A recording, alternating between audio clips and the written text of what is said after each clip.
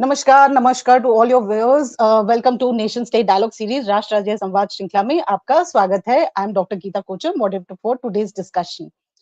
Today is our great pleasure to have Dr. Umesh Kumar Gupta. Dr. Gupta is assistant professor of Chinese in Amity University.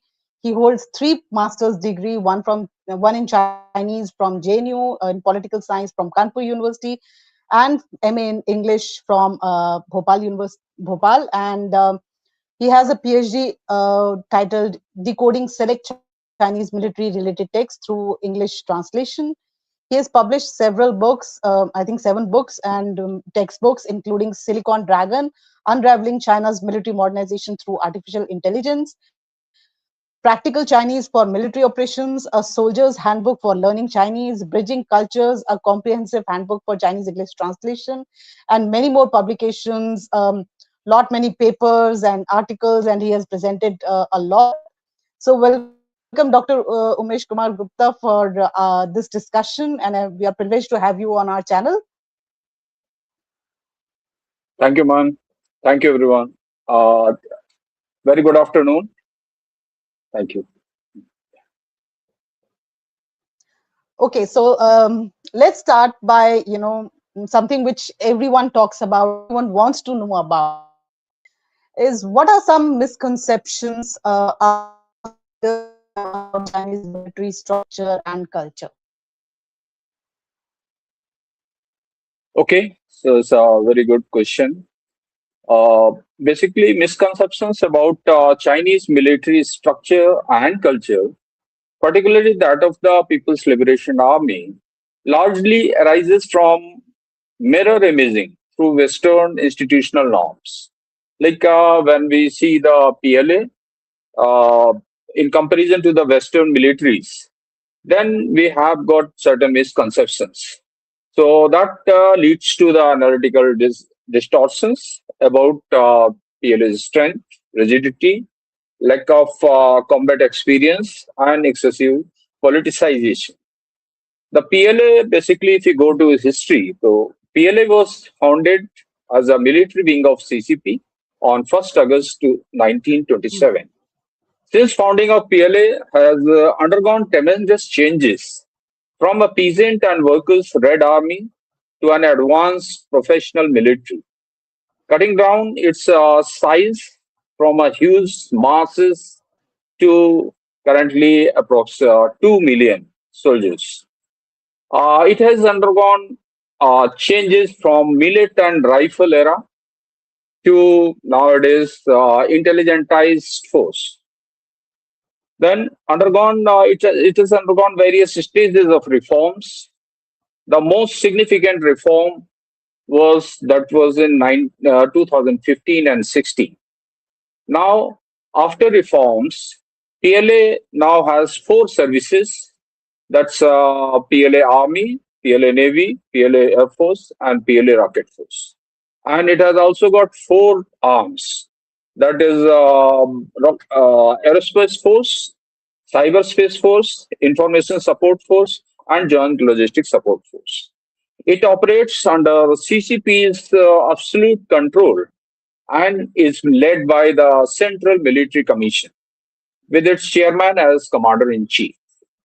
The PLA is not a traditional nation-state military. This is the important aspect which everyone should know, that the PLA is primarily a party army, and its mission is to defend the party and its interests.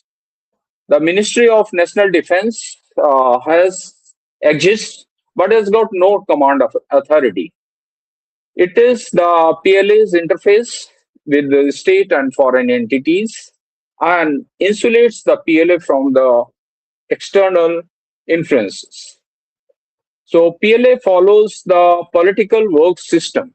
This is the one of the different cultural aspects from the other militaries. It follows the political work system in its military, where we find party branches, and party small groups embedded at the level of formation to unit level.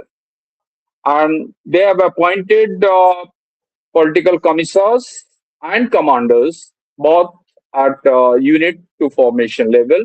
So we can say the PLA is using the dual command system.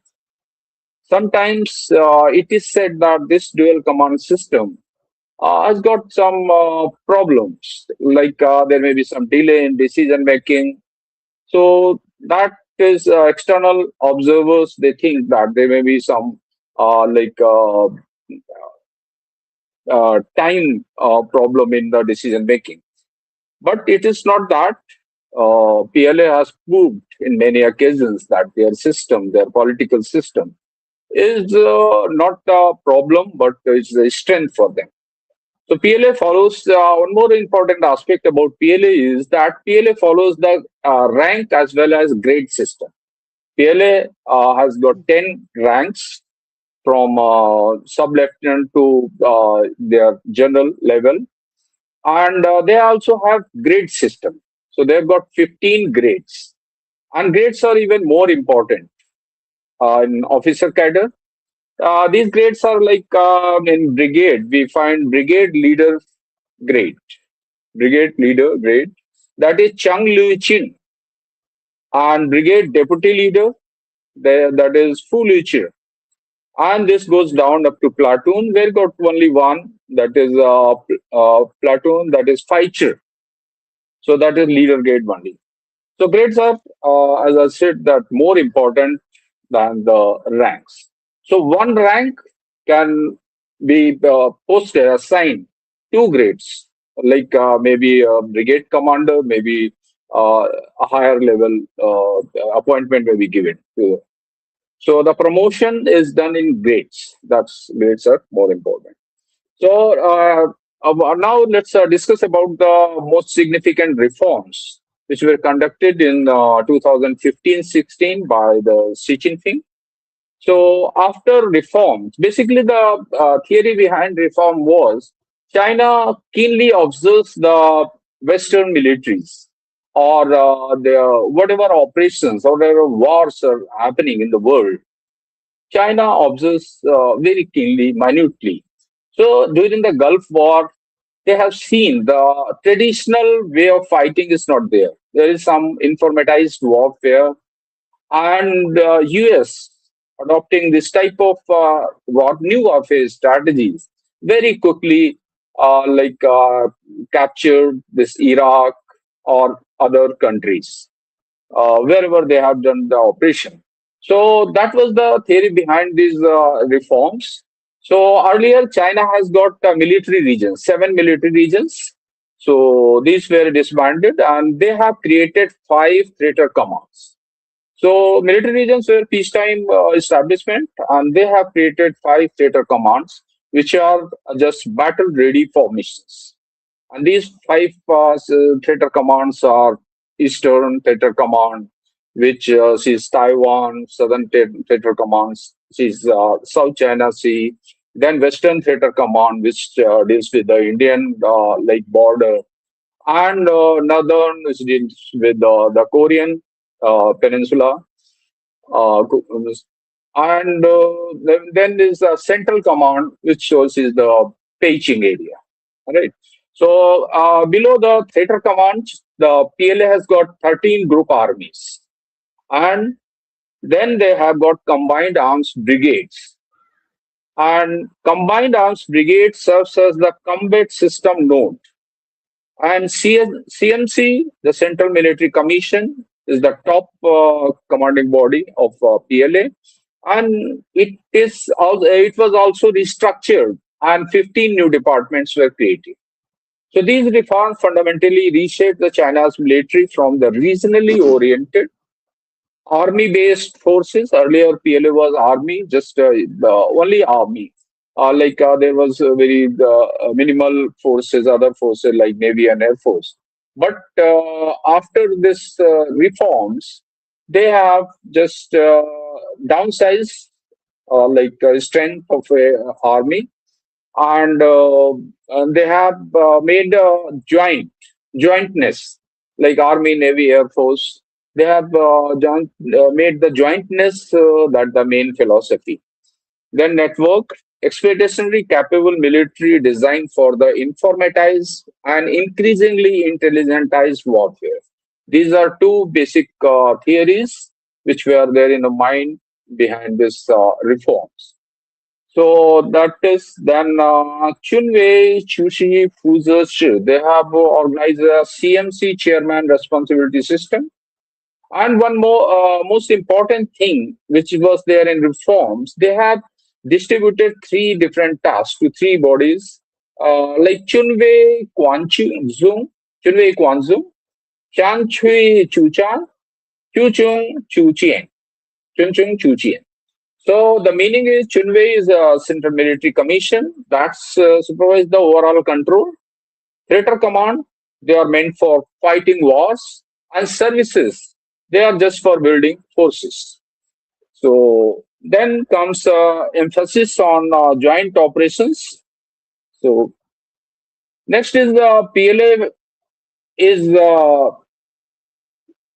Western analysts see PLA from different perspective, from different they assess their capabilities from different angles. So the structural reform initiated by Xi Jinping in 2015. So after these reforms, the joint operations, integrated joint operations were made the main philosophy. And there was cross-service integration and battleship responsiveness. Evident, and these type of changes are evident from the exercises which PLA conducts, like stride, joint firepower. These are these exercises. So the PLA's capability and new warfare thinking. So the increasing delegation of tactical decision making to lower echelon and consistent with the PLA's evolving concept Umesh, your voice is cracking now. command. Yeah. Similarly, while it is true that the PLA has not fought a major war since Sino-Vietnamese War that was fought in Hmm. 1979. So this does not equate to the operational weakness. The PLA conducts large-scale, high-intensity training at the bases like Churaha, that is the place for exercises.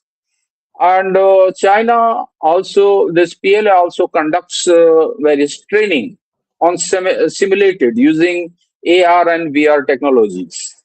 And they just think of real combat training. They emphasize real combat training in real combat situation. So that is they form blue forces. They just the operational units trained to simulate the technologies, advanced adversaries, and they take lesson and just strengthen themselves by the insights from the taken from the this exercises. Moreover, PLA research institutes systematically analyze the foreign conflicts that I just mentioned earlier as well. Like in PLA Daily has published numerous articles which talk about the Russian-Ukraine war. They're focusing on the drone warfare, information dominance, and logistic vulnerabilities. They're demonstrating learning oriented rather than experience deficit force. So the purpose of this observation is learning Hmm. and taking insights for their own reforms, for their own development. The role of political work is sometimes taken as negative, as I earlier discussed. that is also frequently misunderstood. The enduring principle articulates by Mao Zedong was that Tang Chi Chiang. Tang is CCP, Chinese Communist Party, and Chiang is a symbol, indicates toward the PLA, the military. So the party commands the gun. Is then institutionalized through the political commissar embedded at the every level, but empirical evidences suggest that this enhances the cohesion and reduces the risk of fragmentation, as seen in PLA's rapid and disciplined that mobilization during domestic disasters relief operation, like 2008 Wenchuan earthquake region. So, as per PLA, this is not a weakness; this is strength for them. Political integration function as the organizational stabilizer rather than a constraint at professionalism. Then, as far as PLA's strength and weaknesses are concerned, yes, of course, they have got weaknesses. China admits, PLA admits its weaknesses like Lianga Chachui. These are two gaps, and Wuga Puhue, five incapabilities. Like demonstrate that PLS is the main challenge, not just a building hardware, but it's closing a gap between the capability and the requirement. So this is Chachi is between the capability and what is the modern requirement, and transforming the human competence to the fight and win the modern wars. So Wugapuhai basically this shows the incompetency, or you can say weaknesses of their officers. They can't do five things, right? So equally pervasive is the misconception regarding Chinese doctrine, innovation capacity, and strategic scope. While Western analysts often emphasize the deception rooted in the art of war, this then we say that yes, China, Chinese PLA, they just work on main system of system, that is TC, and they talk about the TC Toikan, system confrontation and information dominance. These are two key like doctrines on which they have just reorganized their forces, indicating high degree of doctrinal transparency for those with linguistic and contextual access. Claim that China relies primarily on the technological imitation and reverse engineering, which is called reverse engineering and technological imitation, are increasingly contradicted by the empirical developments. Systems such as Tongfeng 17, hypersonic glide missiles, advances in quantum communication, for example, that Meteus satellite and the integration of the AI into command system illustrate that indigenous innovations supported by the military civil fusion, Chunmin Ronghe strategy, which leverages the firms like Huawei and CETC company for dual use technological development. So this military civil fusion is the core strength of Chinese industrial development. So furthermore, the assumption that the PLA is singularly focused on Taiwan overlook its expanding operational portfolio, anti-piracy developments in the Gulf of Aden since 2008, and establishment of China's first overseas base in Djibouti, and increasing activity in the space and cyber domain all demonstrate a shift towards the protecting global interests and conducting MOOTW, MOOTW, that is called military operations other than war. Okay, Umesh, we'll come to all of Yes, these details a little later. But let me, I mean, because you have given a lot of information from how the Red Army was there to, the modernization drive that the PLA is pushing. And you've also mentioned somewhere in between the art of war, which which everyone understands when they understand China's military or when they talk about China's military. Let me push you towards that, as how does this ancient strategy of Sun Tzu principles, that is the art of war, actually influence modern Chinese military thinking? Okay. So as far as art of war, which is Sun Tzu, that is Sun Tzu Ping Fa, is a Right. very classical military book. And ancient strategy, especially ideas associated with Sun and classic the art of war, does influence the modern Chinese military thinking, but not a simplistic, as they follow the ancient rules only, right? Hmm. So it is taken as operates as a cultural strategic framework for them. Hmm. That is continuously interpreted within the contemporary doctrine, particularly in the People's Liberation Army. The Art of War by Sun Tzu is a foundational text of strategic thought that transcends its military origin to offer a timeless philosophy of conflict, competition, decision making composed over 2000 years back. It presents the war not as a context of brute force, but as an intellectual and psychological struggle in which victory is achieved through the superior planning, deception, adaptability, and understanding of both oneself and the adversary. The text emphasizes the principles such as winning without fighting, Puchan or Shan, exploiting Yeah. weaknesses while avoiding the strengths, and using indirect methods to shape the battlefield before conflict begins. It also stresses the importance of intelligence, timing, terror, and leadership, arguing that successful commanders must remain flexible and responsible to the changing conditions.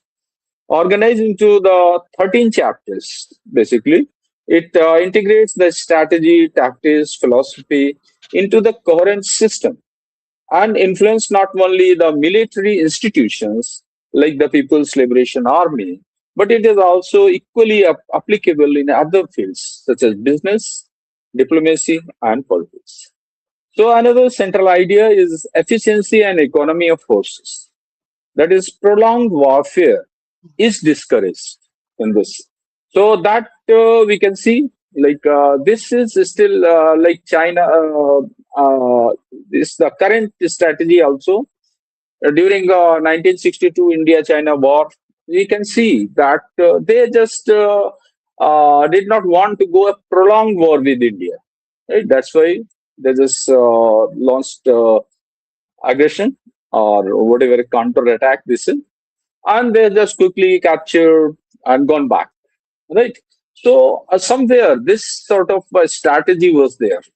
And this strategy of prolonged warfare, we can see in the Iranian war also, because we see that like Trump administration, they thought, okay, this will be a short war, but the things change, and it is going a long time, like going to approach 1 month. So the prolonged warfare is discouraged in Sun's the strategy, which is seen in Chinese current strategy as well. Instead, swift, decisive action, the executed at the right moment, is preferred. Like so, the flexibility is equally important. Like as we mentioned, like commanders should be flexible in to the changing battlefield situation. So, indirect methods such as alliances, psychological pressure, and disruption of enemy's plan over the direct confrontation. So, victory is achieved by breaking the resistance before it manifests fully. So, understanding the art of war is not just the military manual, but the philosophy of conflict. So, the strategic culture, indirectness over direct confrontation. Sun Tzu and his classic art of war continues to shape the modern Chinese military thinking. So, how it is shaping, we can just understand it by, but it is a guiding strategy. It is the Yeah. culture, strategic culture rather than rigid doctrinal template. Within the People's Liberation Army, we see that these ideas are reframed through the contemporary concept of informatization, intelligentization, etc., where the central objective mirrors Sun's dictum of winning without fighting. This is visible in China's preference for deterrence, coercion signaling, and the gray zone operation. Specifically, gray zone operation, winning without fighting. So before war, like subjugate the enemy before without fighting. So how we can do that? So this can be we can do by deterrence, we can by coercive signaling and gray zone operations. So operations which are carried out under the threshold of war, before the threshold of war. So such as sustained pressure in South China Sea, examples we can see in South China Sea through maritime militia and coast guard is one of the example. Next principle is deception. That is famously articulated in the foundation of warfare. Is operationalized today in cyber operations like cyber espionage and cyber attacks, etc. Electronic warfare and strategic ambiguity. That is the important aspect in the PLA writings. Like strategic ambiguity is there. Like they don't say clearly. They just we have to understand what they want to say.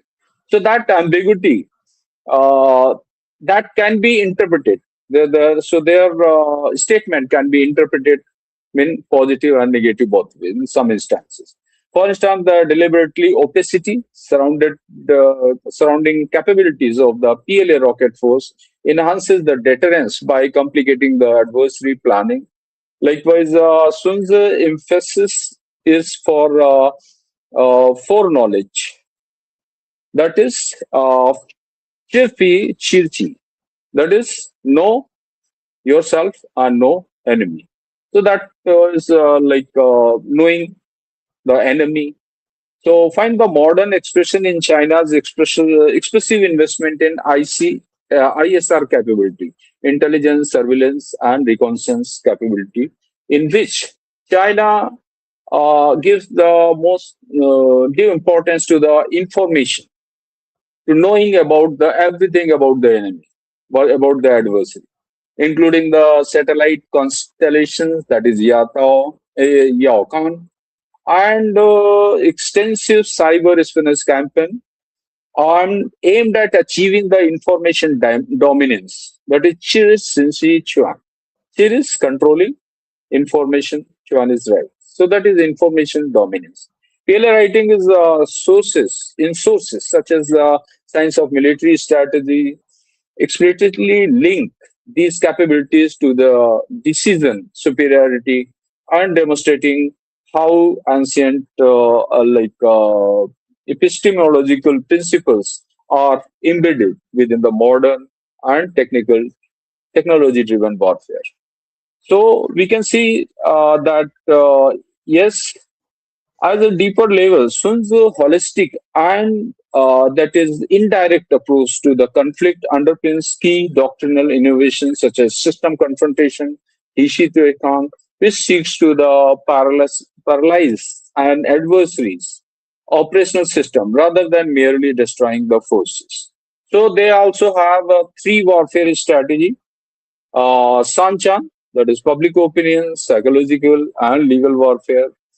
So, thus, in we can say the ancient strategy functions not as an outdated manual, but as a living strategic logic, prioritizing the indirectness, adaptability, and long-term shaping of the strategic environment, continuously reinterpreted to suit the demand of high technology, multi-domain warfare in 21st century.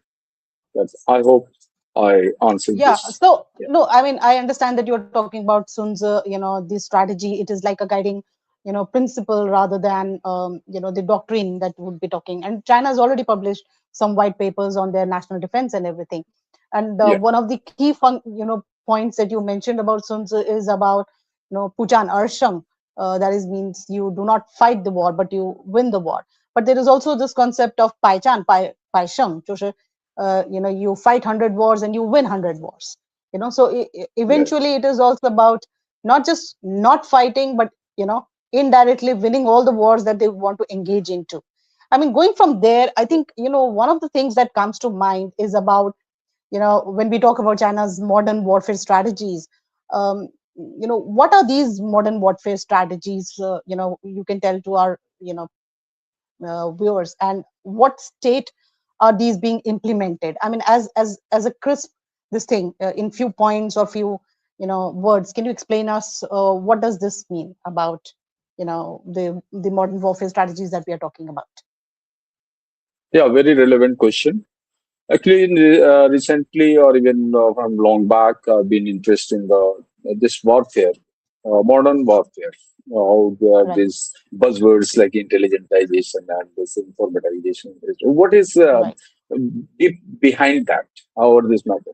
So China's modern warfare strategy, articulated and operationalized primarily through the People's Liberation Army, is centered on building informatized and increasingly intelligentized wars by achieving system level dominance rather than platform level superiority. So China's concept is like there are various systems, like their firepower, they have got command, they have got intelligence. These are all subsystems, and they join together and make it system of systems. So which is called TC, and Situng is your subsystems.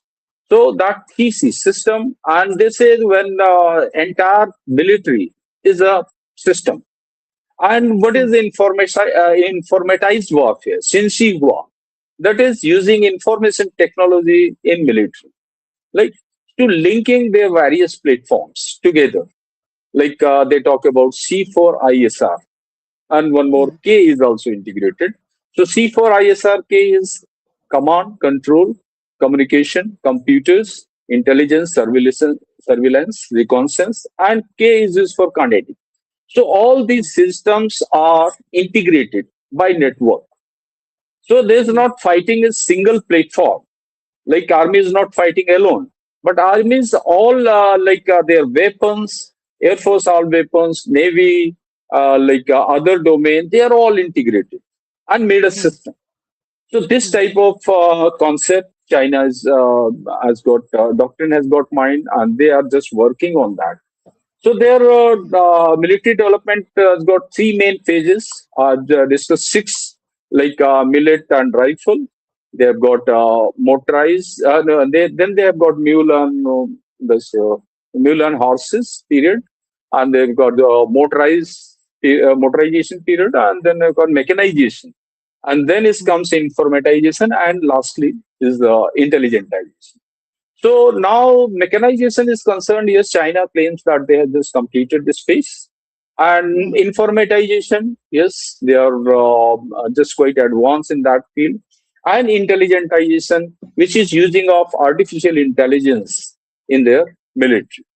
Like artificial intelligence is the artificial mind, right? It can be used in like planning, execution, their decision making, data analysis, lot of command and control, even autonomous units. Like one just learned about their autonomous unit, in which all works. It is a man out of the loop. Right? There are two concepts: man inside the loop, a man out of the loop. So they have made manless that is uh, a unit where the some target some like a drone comes, it sends data sent to the this command processing unit, is just process, analyze, and to the weapon like part, and that weapon just orders, sets angle and decide and fires automatically. Everything is automatic. So that sort of concept is that of intelligentized warfare. So though they are in the process, so they are talking about side by side, parallel, right? It is not that we finish this informatization and then we will start intelligence. No, they are saying let both all three, like mechanization and informatization and intelligentization, to go side by side. So that is there, and it is the core lies in the concept of system confrontation. Means system like adversary system. They want just to not kill, not finish, but to paralyze it. So these priorities are changing. That they don't want to kill the army, they want to paralyze their system. So that which seeks to disrupt, paralyze, and destroy the adversaries, the integrated operational system, command networks, ISR architecture, logistical chain, and decision-making loop, rather than merely targeting the frontline forces. So today's war is not like ancient war, two armies standing in front and fighting. So it's not that. So now they are talking about non-linear uh, warfare strategies. So then the reflects the shift towards the multi-domain and integrated joint operation. So multi-domain is an important concept. Earlier there was only army, PLA army. Then they added navy, air force. Now they have added like space. This is one of the component, one of the domain, important domain. Then is cyberspace. Then comes the electromagnetic space, and lastly, that have been included the cognitive domain. So these all domains, multi-domains operation, and these are all integrated. Integrated joint operations enabled by the sweeping reforms under Xi Jinping, including the establishment of theater command and the reorganization of specialized forces such as strategic support force, which was recently disbanded, and now they have got three components, that is information support force, aerospace force, and aerospace force and cyberspace. So these forces are there, and they visible in large scale exercises, and these type of their doctrinal visible in large scale exercises where we see the joint firepower. Joint firepower basically in all weapon platforms, whether it is ship, whether it is aircraft, whether it is a gun, everything is interlinked together in network through the network. And if they want to fire, so every platform will fire. So that is termed as joint firepower. And the cross theater drill that simulates the high intensity conflict against the technologically advanced adversaries, as well as in PLA's rapid modernization of precision strike capabilities. This is very important. Like how much ammunition you are just wasting or using for destroy a target. So I was just reading an article earlier it was 1,000 bombs were used to destroy a target, then it reduced to 100, and now it's one or two. So that is the precision strike capabilities which come by the like satellite positioning system and other technologies such as the Tongfang 21D and Tongfang 26D anti-ship ballistic missiles are designed to support the anti-access area denial strategy. What is it? This is basically China sees the most threat direction is their west direction, sea direction. So they perceive the threat from sea direction. So how to counter that? How to stop enemy not to enter their mainland? So that they have made the anti-access area denial strategy in which they have fixed guns, they have got radars, everything, the entire structure is there to stop enemy to enter Chinese mainland. So these developments are complemented by the expanding space-based ISR networks, Yaokan satellites. They have got an integrated data fusion system. Integrated data fusion system.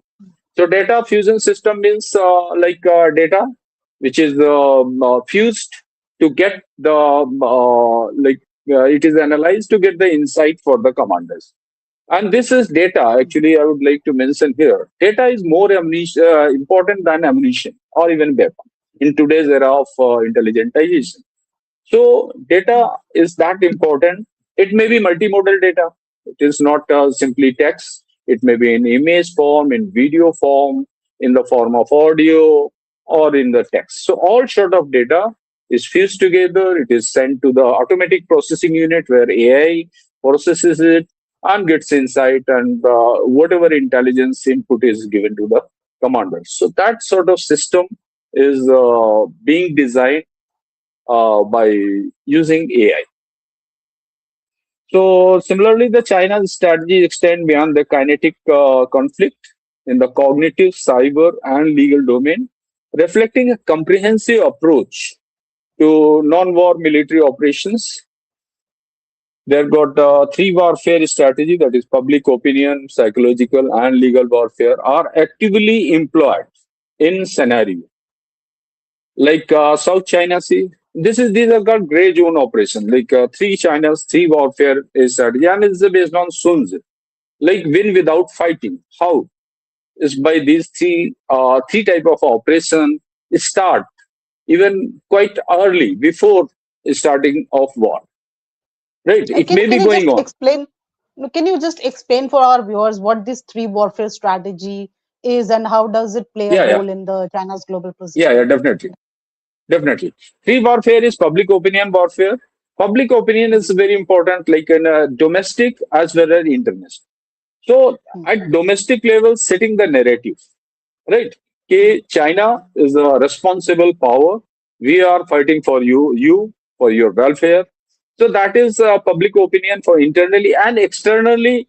Yeah, China is just trying to prove every action that yes, we are a responsible state, and we have done this by this. So if the narrative is framed, if the people convince, and that is the great asset in today's time, we get support from allies, we get support, we got like our actions are justified. So that is public opinion warfare. Second is psychological warfare, in which like we impact the psychology of the people, the adversary, their decision making of adversary. So that is deterrence. We just show our power. So deterrence. So enemy afraid of this type of psychological pressures, and they change their decision. So this is also one of them, like fighting before, winning before fighting. So this is another. And third is more important, that is legal warfare.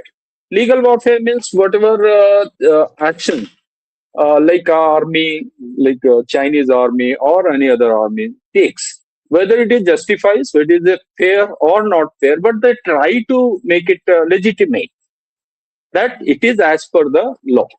It is as per the domestic law, it is the international law. Like whatever China is doing in South China Sea area, right? It is justifying it. Okay, this is our 9 days line. We are doing this action within this. We have got right on this as per this rule and that. But in the legal warfare, I mean, China lost the case in International Court of Justice when they fought against the Philippines. So how do you see that legal framework works there? I mean, how do they justify that then? Yes, they whatever judgment came, China denies it, right? But they have got their own logic, So that legal means they want to legitimate. They make in China, India, war. Whatever action was taken by India, China, they want to just legalize it. Okay, MacBone line we don't accept. Earlier, this was the claim. Tibet was the part of China from ancient time during this dynasty. They take out all sort of rules and legalize. We'll come to that. Yeah, we'll come to that about. Yeah. So that is legal warfare. So these three strategies, there China is well using and actively employed in the scenario like South China Sea along the India-China border, where China combines military posture with the information campaigns and legal narratives to shape the perception and constraint adversaries without escalation. The integration of military-civil fusion further accelerates the capability development by leveraging the civilian technology ecosystem. It's a very good system in China. Whatever new technology is invented in Chinese industries, that is utilized. If it can be used in military, that is utilized because they have got communist system. In democracies, there are some hurdles are there. They want to use, don't want to. With China is not the case. Yes, That is if why it is that civil military technology, fusion, right? yeah, civil military fusion, whatever technology is there, Mm. on that can be used for military and will be used for dual use technology. The companies are working like Yeah. Huawei, they are working on some defense projects, and yeah, they are the part of the development. So that is further accelerates the capability development by leveraging the civilian technology ecosystem evident in Mm. AI. Today, niche technologies are AI, artificial intelligence, quantum communication, and Mm. unmanned systems. Mm. Importantly, these strategies are not theoretical. China's Mm. overseas bases in Djibouti, sustained anti-piracy development in the Gulf of Aden, and increasing activities in cyber and space domain demonstrate an expanding operational footprint aligned with the global interests. So, in terms of implementation of status, the PLA is widely assessed to be in advanced transitional phase, having largely completed structural reforms and fielded the significant capabilities, but is still refining jointness. They are in the process, combat readiness, and real world operational integration. The China's modern warfare strategies represent a mature yet evolving system, technologically sophisticated, multi domain in scope, and increasingly operationalized through still undergoing interactive testing and doctrinal refinement. So So how do you this is in how short do about yeah. yeah So how do you see this long term the military planning what China does and its comparison when we talk about, I mean, because it is looking at US as one of the superpower it wants to surpass or at least be at parity with, and it is also looking at the Taiwan conflict in which they will have to deal with US, and they are probably looking at what is US doing in terms of US Iran conflict, right? So how does China view this long term military planning in comparison to the US? Yes, a good question. Long-term planning. So China's approach to the long-term military planning is shaped and executed through the People's Liberation Army is fundamentally rooted in strategic culture, that we discuss art of culture that treats time as a critical instrument of power. The time is very important. So often Mm. contrasting with what Chinese analysts perceive as the shorter political operational cycle of United States armed forces. Chinese planning is guided by clearly articulated phase milestone, like such as 2027, that is centenary goal of achieving mechanization. So 27 PLA was established 1st August 2019, that 27. And so after 100 years, that is centenary goal is to achieving mechanization plus informatization plus intelligentization. And next target is by 2035. Target is basic military modernization. The target is to achieve basic military modernization. And by 2049, the objective is building a world class military. So these Chinese words of world class military mechanization has got vast literature behind it, right? So world class military means equal to equivalent to US or even surpass them. Yeah. So these timelines are not rhetorical. It's not just for saying कि हम इतना कर देंगे. It's not political like utterance. It is solid timelines on rhetorical. They are embedded in their national strategies. Their 5 year plans. China's new 5 year plan, recently reinforces PLA's shift to intelligentized warfare and defense white papers, ensuring the continuity across the leadership cycle under Xi Jinping. So it is not that one leader came and his manifesto changed and this military changed. No, this is like continuity is maintained. during the Xi Jinping era on, whatever new leader will come will follow this. So the long horizon approach reflects the enduring strategic principles associated with Sun Tzu, particularly the emphasis on shaping the continuous over time. This is over time rather than seeking immediate decisive battle. Empirical evidence of this planning culture is visible in sustained capability development programs, such as gradual evolution of A to AD. They are making this A to AD like AAD system stronger by using Tongfang 21D series missiles, Tongfang 26, and steady expression of PLA's navy into a blue water navy, blue water forces. So earlier, PLA's like navy, which is considered as the largest navy in the world in terms of number of ships, and it is building ships with a very fast speed. So, and their target is to make Navy a blue water Navy, which can operate throughout the world. So, forces over 2 decades, timeline is 2 decades, and the persistent investment is emerging dominant like space, cyber, and AI. They started investing, making development in all three domains. And Chinese military writings frequently critique the US system for its susceptibility to political turnover, budget fluctuation, and the preference of short term operational dominance, arguing that such factors can disrupt the strategic consistency. So, this we can see in the budget also. China's officially disclosed defense budget for 2025 is 246.5 billion US dollars. So this budget actually is not clear. There are certain elements which are not included in it.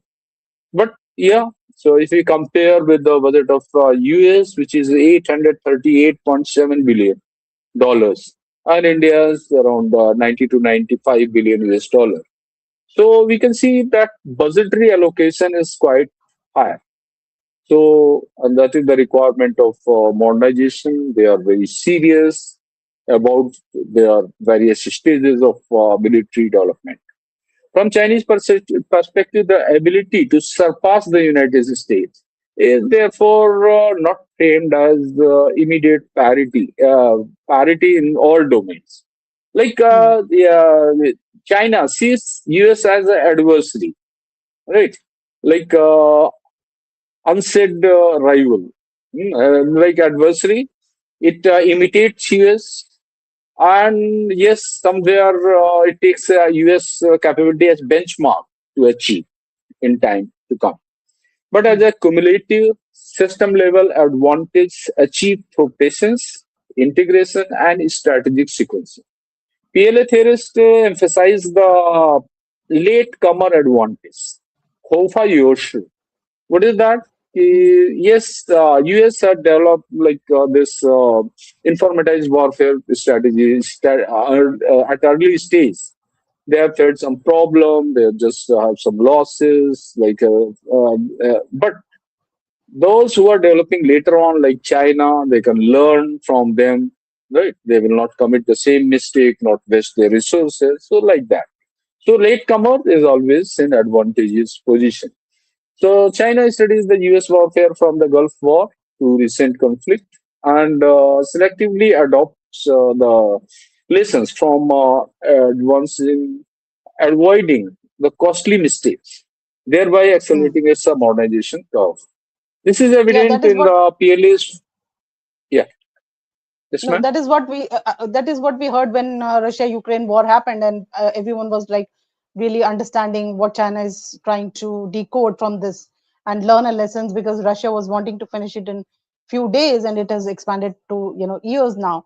I think China is also looking at the Taiwan conflict in terms of, if it enters into the conflict, what will happen. So there are a lot of these lessons, Yeah, I yeah, think Chinese are learning. Mm. So can we yeah. move to Definitely, wars. yeah, please. Yeah, wars are the giving you like great lessons. Like if you see the Iran war, like Yeah. Trump's entire perception changed. He thought, okay, war will be Absolutely. 3 4 days. They will kill the Ayatollah Mm, Khomeini and they will change the regime and come back. But the things change. Mm. Iran is adopting the new strategies. Even their Right. missile defense system, that's not working. They are using Mm. MIRV. MIRV means one projectile is given 20, is scattered in 20 and 20 destroying targets. And this one more strategy is like seen. They are using Mm. chief storm UAVs.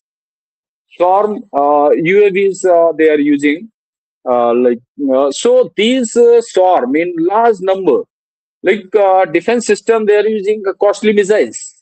Okay, Mm. so there is a economic burden. Yes, Mm. they are using millions of dollar missile, and they are using that UAV is a very simple like a few thousands of dollars. So that is the Mm. economic balance. So that is used the new strategy, like storm Mm. problem is used. So I Mm. would say ki, then there is the change in alliance. In the Mm. like geopolitics, alliance is very important. You see, Right. US is many times claiming, okay, allies, the NATO countries support, but they are not getting support. Mm. So the things are Mm. changing. Every lesson is worth learning, noting, and Mm. like predicting.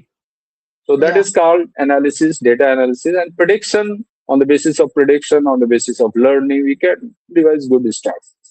So that Yeah. So you is, can build up scenarios as to how the adversary may react, but that is not the necessity. It could yeah, be it is not something always true. else. It is not always true. Yeah. It is It is not not always always true, true. and so everyone says that Yeah. it is easy to enter into a war, but it is very difficult to exit the war. And that is what is Yeah. visible when we saw the Russia Ukraine war. Now we are seeing the this Iran US Israel war. And okay, let me push you to, because you are also a language expert, and you have learned a Okay. lot in the military terminologies. Let me push you Yeah, to definitely. It is a the very, yeah yeah. it pushed you to the involvement of language in expressing Chinese military thinking. Now, how far does Chinese language capability of foreigners will help in decoding Chinese military thinking on modernization drive? Right, because most of the time, I think language is pushed away. In terms of understanding, most of the time it is either okay. The language doesn't really matter. The technologies can help. We do not need to know because the technologies are able to decode or translate. So how much language plays a significant role when we want to understand military thinking? And also about, I mean, I'll club this question as well into another question about the thinking and strategy behind using the standard Chinese names that the Chinese are using now, in terms of, say, for example, they've started using Xizang instead of Tibet, and they've also changed the place names of Arunachal Pradesh, like 15 of them, the first list, and then again they came out with some list. So, what is this, psychology or strategy that the Chinese are adopting? Yeah. Yeah, it's a very good question. So language is basically not merely a vehicle for constituting the element of how Chinese military thinking is formulated, transmitted, and operationalized within the People's Liberation Army. Key strategic concepts are embedded in dense. I mean to say, dense is one complete doctrine, system versus Mm. system, and there is a word thesis. So Mm. this is the dense formulation of that complete doctrine, complete system. So this type of Mm. terminology Chinese use embedded in dense, historically layered terminology. They use the historical words are used and carries the meaning not fully translatable in English without loss of Mm. nuances. So terms Mm. such as Tishi system confrontation, Sichuan, information dominance, Xinjiang, Changcheng, intelligentized warfare are not just the technical labels, but these are conceptual frameworks that reflect Mm. how Chinese strategists understand the changing character of the war. So, for instance, TC system of system implies a holistic network battle space in which disrupting interconnections is more decisive than destroying individual platforms, an idea that resonates with but is not identical to Western network centric warfare. So, Mm. similarly, the doctrinal phrase often draw from the classical sources, such as Art of War, where concepts such as Puchan are shown, winning without fighting, and insurely how shaping and exploiting the strategic condition continue to inform the modern discourse. So the linguistic structure of Chinese, which we know that it is character based, it is context dependent, and often it is context dependence in the sense Chinese is a topic comment sort of language. The sentence structure is topic comments sort of structure. It is not similar to English language structure.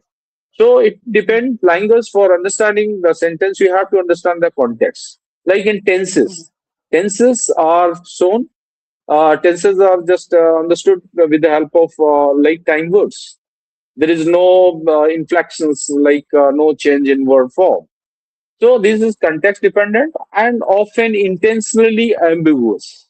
So that is Chinese way of writing. It is ambiguous and also enables a degree of strategic flexibility and layered meaning. So official text may employ the calibrated ambiguity that simultaneously signals the intent, preserves the deniability, and shapes the external interpretation. It's a very clever thing, right? Like they are using word, signal intent, maybe to the inside audience.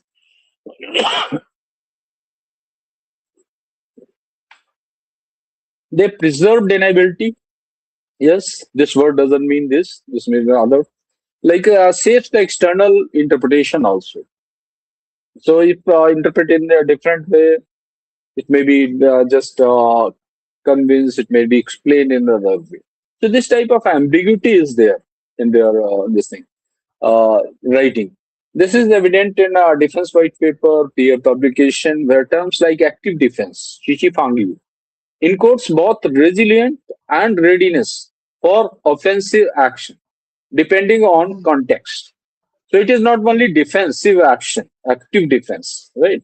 So somewhere offense is also included, but in which condition is left for interpretation. Or no first use of nuclear weapon. This is also in which condition China will use is also is left for interpretation. Like so, this type of ambiguity is there. So, thus, understanding Chinese military thought required the engaging with language as a conceptual system and not simply translating the words.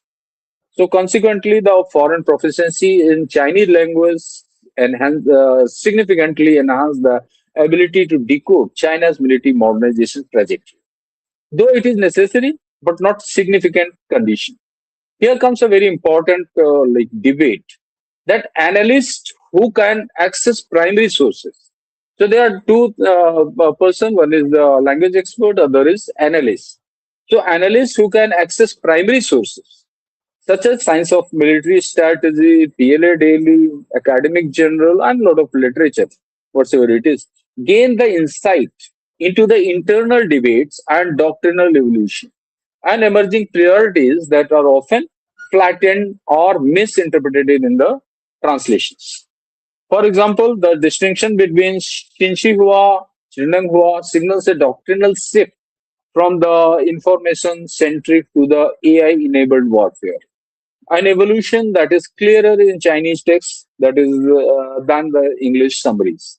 Similarly, understanding the subtle variation in a term like wage, that is deterrence, which is Chinese uses blend coercion and compellence, helps avoid Western conceptual bias. However, language proficiency alone does not guarantee the accurate interpretation. It must be combined with the domain expertise. So, familiarity with the Chinese political discourse and awareness of the rhetorical convention within the Chinese Communist Party text. So, without this conceptual grounding, even fluent readers may misinterpret the idiomatic expressions, strategic signaling, or hierarchical authoritative sources.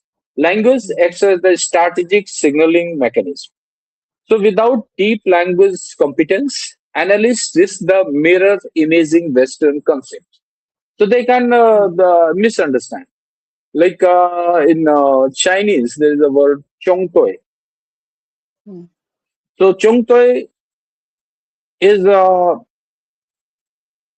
if it is translated into squadron, so squadron is not equivalent to chung toi Hmm. because squadron they got a large number of aircraft, but chung toi got 3 to 4.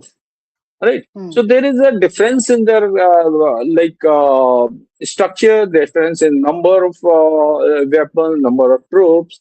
So that can mislead. If you are mirror imaging Western and translating in Western terminology, so that can Hmm. mislead Right. militaries, right? So that is most important. So that's why there is a annotated translation. So that is the Hmm. strategy is told in the military translation or translation. Like if any word is there, you are not finding a correct equivalent in English, like then you have to give it pinyin and describe it. Okay, tell about it. Hmm. So that annotated translation works is must in this military translation case. So misses the intent, capability, and this strong linguistic insight. However, they can accurately decode doctrinal intent, track strategic evolution, and better anticipate the policy and military behavior. Chinese military thinking is embedded with the linguistic system. Terminology, idioms, discourse patterns are themselves a carrier of strategy. Understanding PLA, therefore, is not just about reading translation, it is about interpreting a strategic worldview, encoding a Chinese language. So, as I have discussed, is a very good question, which is forming. Like analysts, those who are expert in warfare, military strategy. So if they are not language proficient, they are not proficient in language, their language capability is not enough, then what happens? They can't access the primary sources. They can't get the clear insight, intent, and they cannot capture the ambiguity. So Hmm. for them, the language knowledge is important. So they should gradually move towards the capability of linguists. On the other hand, linguists like translators who are there, they have to have domain knowledge. They have to Hmm. have domain knowledge to clearly understand this thing, whatever literature is there, military literature says. So they need analyst, like domain knowledge. That means they are just trying to move toward analyst phase. So both Hmm. in case of like in India, all analysts should move towards the extending their language proficiency, and linguists who are Okay. working, they must move towards becoming the analyst. And the juncture Yeah. comes when the analyst is language expert and language expert is linguist. And these type of resources are very few in India, right? Yes, US have got. Where the Chinese language Hmm. expert, they are like experts in Chinese military as well. So this type of is approach is very important to understand and correctly decode the PLA literature, Yeah. PLA So writing. you need a domain. So You need a domain language understanding plus the language capability to get into the subject properly. That's what you're saying, right? yeah, yeah, definitely. For translator domain knowledge, it is said domain knowledge. You cannot translate computer science literature without having Hmm. basic knowledge about computer science. So, Hmm. though there is a funny statement, like some translator said, I have always translated through a lifetime been translating the text which I never understood. So this is though it's looks funny, but yeah, they have been translating it throughout life, and this happens. But Right. at least you should have basic knowledge. You have to basic Right. knowledge. So Absolutely. that basic knowledge is important, right? You have general understanding of what is PLA, what is modernization, this type of vocab, all right, so Hmm. that you can fix correct equivalent and do that, justice to that. So Hmm. that is there. And in this sense, the Chinese language capability acts as a force multiplier for intelligence and research. As far as Chinese language importance is concerned, so we have recently discussed information dominance. Hmm. Information is more powerful than the big, right? If you are dealing with China, whether it is on negotiation table, business table, or we are just dealing on battleground, right? Right, like 62. then in both cases we reach a language competence. So that language importance of language resources, language competence, and proper training is must in today's scenario. Yes, AI tools are there; they are Hmm. just doing translations, but actual experts, actual translators for human oversight. Because without human oversight, you cannot use AI stuff, right? You're committing blunders, and we cannot use Hmm. in some important domain. So that is their intelligence, and such as it allows the analysis to move beyond the surface level assessment and engage directly with the intellectual architecture of China's military modernization, and revealing a dynamic process shaped by the indigenous concepts and selective borrowing, and evolving strategic priorities. Okay, Hmm. so yes, man. I hope I answered Yeah. this. No, I understand. But I was just wondering about, I mean, you are looking at the language skills, but I mean, I'm looking from, India-China relations specifically.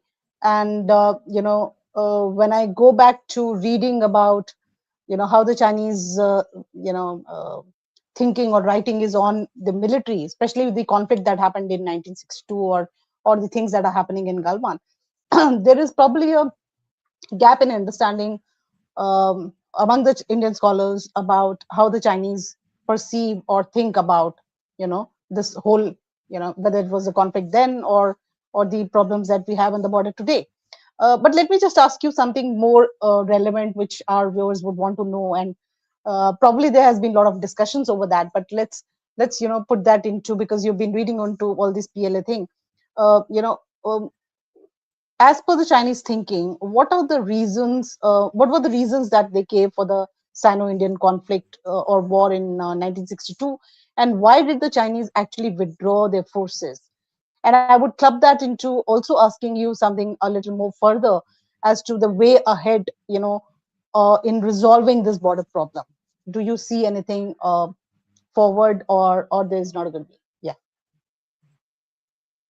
Yeah, so as far as 1962 war is concerned, so China says it's counterattack in self-defense, uh, and the reasons what China has given in the book, which is China has written the war experiences Yes. about 1962. So that book basically says कि yes, mm, like India under Nehru regime, they adopted like forward policy, and they have Right. established 43 strongholds in the areas, border areas, and which were there in Chinese territory. So they used word nibbling territory, that set of this thing. So Mm. yeah, so these were the reason, and secondly, like there were historical regions as well. Like they have claim over the entire Arunachal Pradesh region, and they have got a dispute in Leh area. Sorry, Leh, that Aksai Chin area. So the reasons, these regions cumulatively, like China says, okay, this was actions of the proactive action by the Indian forces, and they have done just counterattack. It's not attack from their side. Mm. So here also we see that psychological warfare and the public opinion warfare that is comes into play because they want to convince the international audiences that their action was justifies. So that is there. And secondly, uh, as far as that entire operation is concerned, so yes, they have. Sometimes I've just gone through their book also. So I see like they have never criticized Indian people, right? They talked about Nehru Mm. government in both of the time.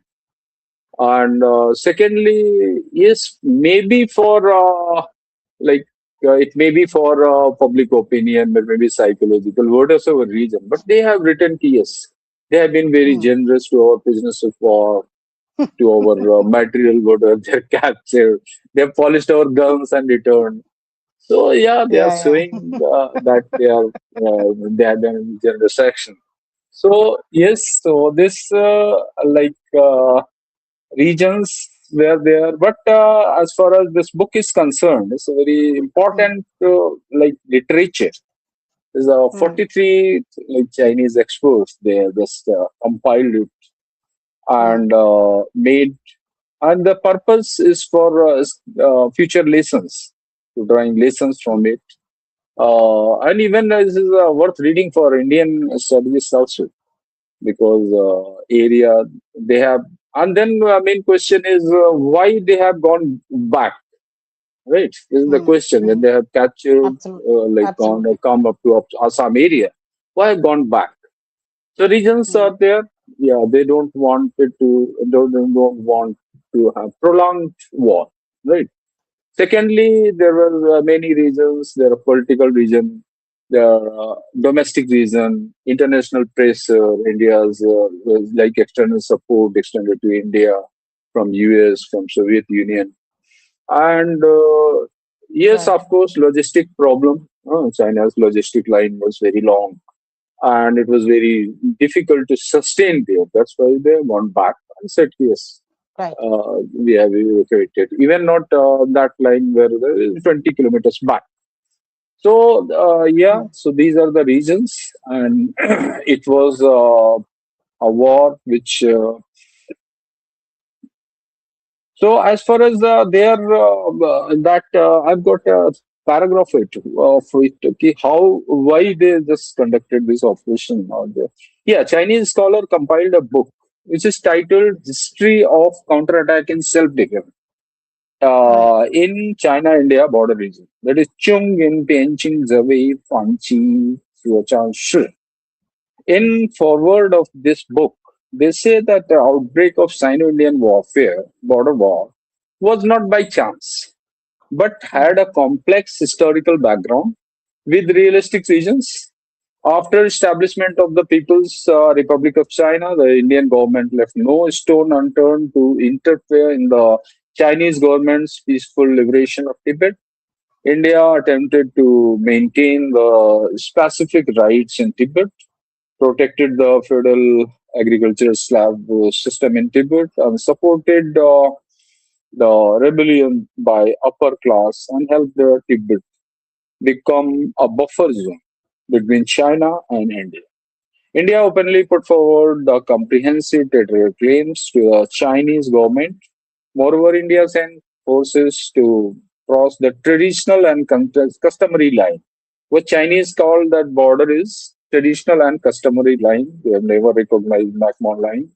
And they illegally captured 90,000 square kilometers of Chinese territory in the south of McMahon line. And Sino-Indian border conflict was the continuation and the development of the Sino-Indian border dispute and the border struggle. It was the outcome of the factor like Indian government inherited the mantle of British imperialistic aggression, pursued the policy of expansionism and regional hegemony, deliberately created the tense situation on borders and nibbled of and closed the Chinese territory. India received support from the United States, Soviet Union, and international reactionary forces.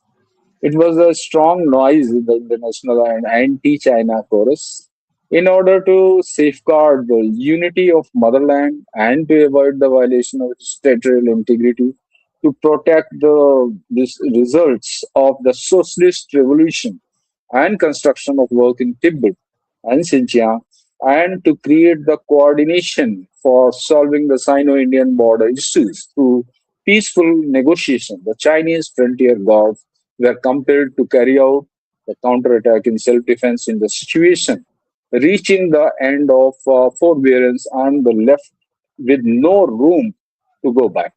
This action received the adulation and support of Chinese people and people of the and the people of the entire world. So this was the given the reason. And as for reason of withdrawal is concerned, just read an article. I've written a paper also on that. What is the Chinese perception on Sino-Indian war and border situation? So it's in that I've seen that there is a reason related to choice of national strategic value, first of all. Mm. Then is reason related to foreign policy, reasons related to military and logistics supply, reasons related to the domestic policies in China, and finally the reason related to the large scale military assistance to India by the US and Mm. Soviet Union. So, yes, that is, these were the reasons and reasons for withdrawal. Yeah, And yes, so, ma'am. do you see that the problem would resolve in future, the border problem? Yes, yes, ma'am. I said, do you see that the border problem between India and China will resolve in future? Do you see any hope of that? Yes, as far as resolution of the problem is concerned, so yes, there are the possibilities, but it's not that easy problem, right? It Right. requires a lot of deliberation, a lot of discussions, talks, and may take time. But yes, Mm. one thing can be done, like maintain peace and tranquility along the border areas. We can maintain status quo. Hmm. And not this may be built by mutual trust. So recently we have got trust deficit, and that if it is built once again, so Mm. definitely that will be very constructive in the direction of negotiation and ultimate solution of this type of problem. Okay, let me Yes. put the last bit of question, which I think would give some insights to our students and to the future researchers on PLA. Is what are the insights you draw from your research on PLA?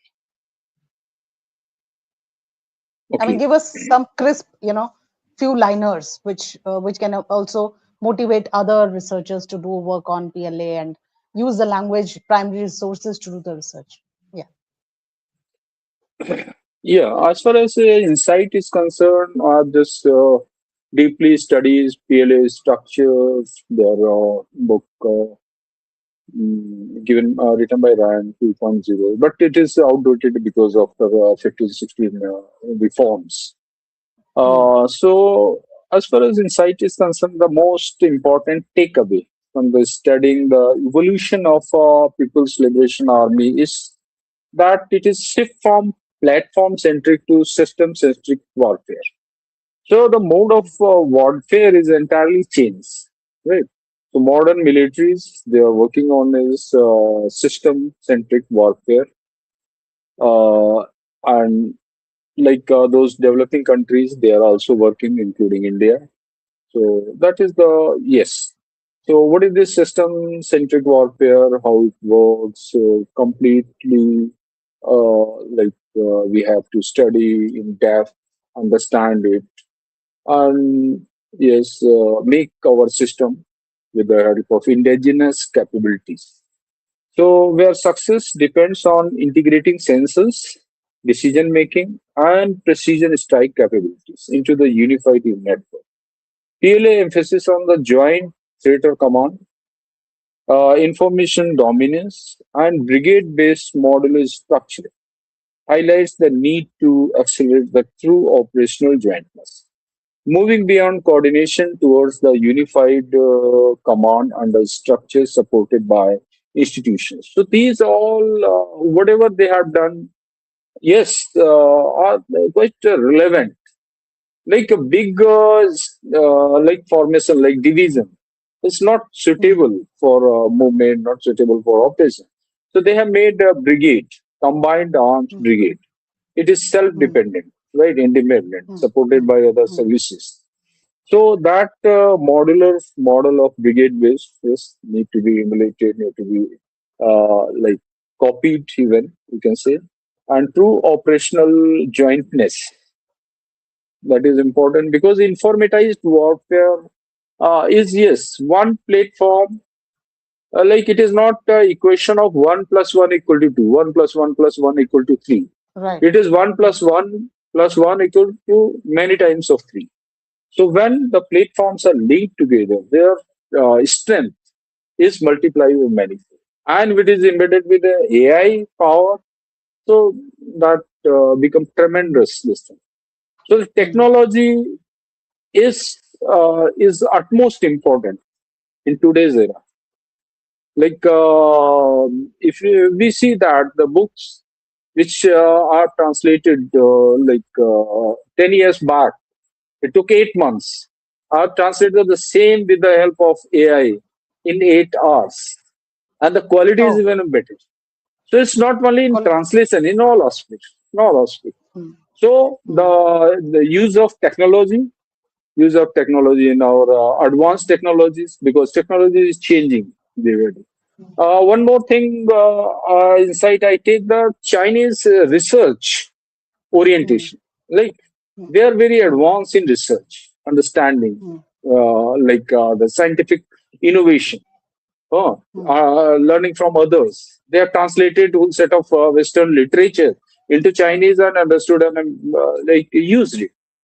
So then they are just criticized for reverse engineering also. They are criticized about Hmm. stealing data. What is the real fact? It's not the subject.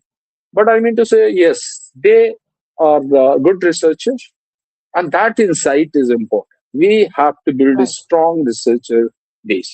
That research is required for our doctrinal development. That require research is required for technological weapon system, or this informatized warfare, intelligentized warfare system, or new organization. So Hmm. research, we have to invest much more on our this thing research. Then is one more insight is like now this is changing in many domains. Like earlier with Hmm. Army, Navy, Air Force, now it is the cyber, space, electronic Right. Right. warfare, and cognitive. Cyber Hmm. even more important, because if Hmm. the cyber attack, like now the war is not with the military only, because once Hmm. I'm just learning, it's a hard hybrid warfare. I've seen one Right. article from Chinese sources, beautifully describe hybrid warfare. Like hybrid Hmm. warfare is learned at political level, economic level, social level, and military level. Right. So the fighting war, the aim is not killing the army people. It is to killing uh, harming the country's economy, like Hmm. inflicting the damage to economy and crushing the social will. So that is more Hmm. important. So social will is like if it is sustained, then it's okay. Otherwise, crushing social will. So these are the new theories in the warfare. So in this scenario, cyber warfare, space is like all our system are navigated through space. Insect Hmm. weapons are there, inter-satellite weapons are developed, and if it is destroyed, so it's not. So that is another domain of confrontation. They are creating space armies, space system. So then is electromagnetic spectrum. I like to. This is very interesting. Like they are joining cyber and electromagnetic together. So electromagnetic, these weapons are made, and all data. This is everything is transmitted through electromagnetic waves, and this is a huge mess. And somewhere I said this cannot be secured, right? Yeah. So if it is damaged, it is cut, then it will be very hazardous situation for the military. So these are the new domain of military modernization. Yes.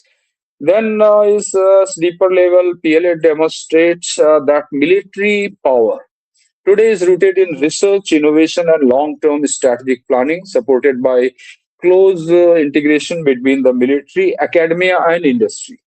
So not only military, but yes, academia, like their Hmm. concept of civil military fusion. There Hmm. they are working. We also need to have a close link between military, academia, and industry so that we can have a fast pace of development. So this is the important insight which I take. The lesson is built on more cohesive defense innovation ecosystem, align doctrine with the technology acquisition, and invest in emerging domains such as AI, autonomous system, and cognitive warfare. Like we have seen data. Data is like more than important than munition. So the data scientists, Mm. those who are just processing data, analyzing it, because now nothing is manual.